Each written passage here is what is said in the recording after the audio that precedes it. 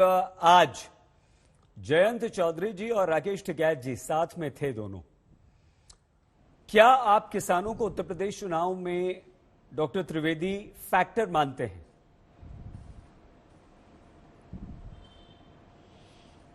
देखिए, हमारे लिए चुनाव का फैक्टर किसान नहीं है। हमारे लिए किसान भारत की परंपरा, भारत की अस्मिता, भारत की सामाजिकता, भारत की ग्रामीण संस्कृति और आर्थिक विकास का फैक्टर है। चुनाव का फैक्टर जिसको मानना हो माने, परंतु आज चौधरी चरण सिंह साहब की जन्म जयंती है, तो मुझे लगता है कम से कम आज के दिन तो किसान आंदोलन के जितने भी समर्थक थे कम से कम यह कहेंगे कि चौधरी साहब इतने बड़े किसान नेता थे, तो जो ये वक्तव्य दिए गए थे कि भारत के इतिहास का अब तक का सबसे बड़ा किसान आंदोलन, वो तमाम बड़े किसान नेताओं को, जिसमें इंक्लूडिंग चौधरी चरण सिंह साहब, उनको कहीं ना कहीं प्रकारांतर से छोटा कर दिया था। कम से कम आज के दिन ईमानदारी से उसके लिए खेद व्यक्त करें तो चौधरी साहब के लिए सही श्रद्धांजलि होगी कि वो बहुत बड़े किसान नेता थे। मगर आज जयंत चौधरी और अखिलेश जी का साथ में आना, ये बात सही है मनोज जी की कोई किसी के भी साथ आ सकता, कोई समस्या की बात नहीं, पर क्यों ध्यान आता है? आप याद करिए, मुलायम सिंह जी जब पहली बार मुख्यमंत्री बने थे 1989 में, तब मुलायम सिंह जी का कद इतना बड़ा नहीं था, अजीत सिंह जी का कद बड़ा था। अजीत सिंह मुख्यमंत्री पद के दावेदार थे।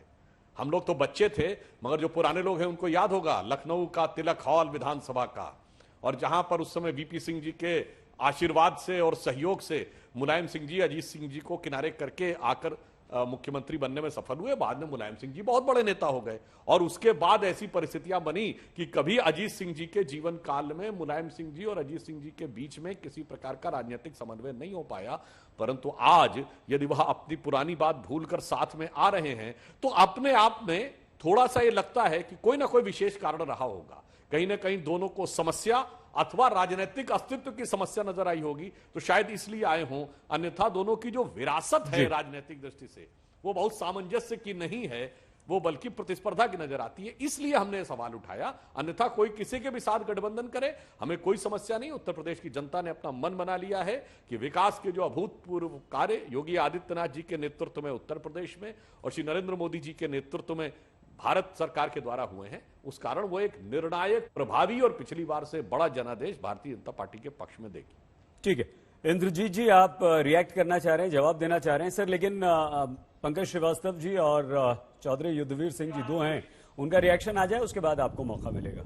पंकज जी, पंकज श्रीवास्तव जी, जब किसान आंदोलन शुरू हुआ तो आपने, कांग्रेस ने जबरदस्त समर्थन किया, जगह जगह खूब सवाल उठे राहुल गांधी पे, लेकिन आप अड़े रहे, डटे रहे, और टिकैत साहब चले गए उधर जयंत चौधरी जी के साथ।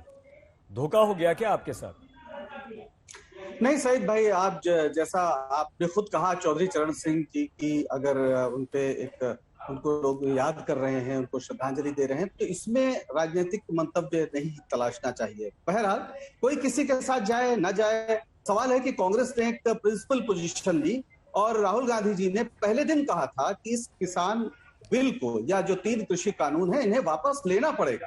पूरी कांग्रेस पार्टी किसान आंदोलन के समर्थन में लगातार सड़कों पर रही, और उस समय तक भारतीय जनता पार्टी के बड़े बड़े नेता ये पूछा करते थे कि आखिर इस कृषि कानून में काला क्या है, बताइए।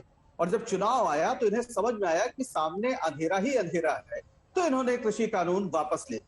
सच्चाई ये है कि किसानों का नाम लेकर या किसानों के हित की बात करके ये कितने बड़े किसान विरोधी हैं, ये तो आपने लखीमपुर में देखा होगा कि किस तरीके से कुचल के किसानों को मारा गया। 700 किसानों की किसान आंदोलन के दौरान बलि ली गई, और जिस गृह राज्य मंत्री टेनी जी का एफआईआर में नाम है, उनसे एसआईटी ने एक बार पूछताछ तक नहीं की। ये इनका किसानों के प्रति पूरा दायित्व है। और आज जो काशी में, बनारस में जो अमूल प्लांट की आधारशिला रखी गई, उसमें क्या हुआ याद करिए।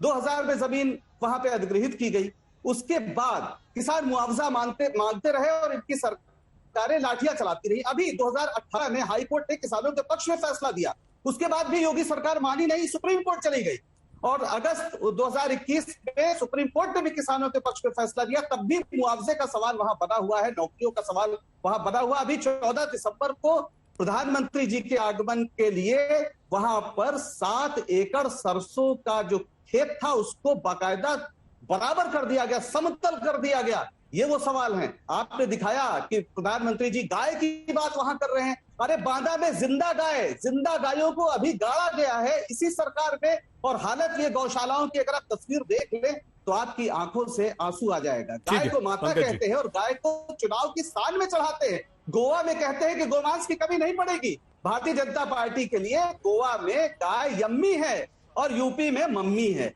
ये है इनका दोहरा चरित्र। इस चरित्र को इस देश के लोग अच्छी तरह समझ रहे हैं।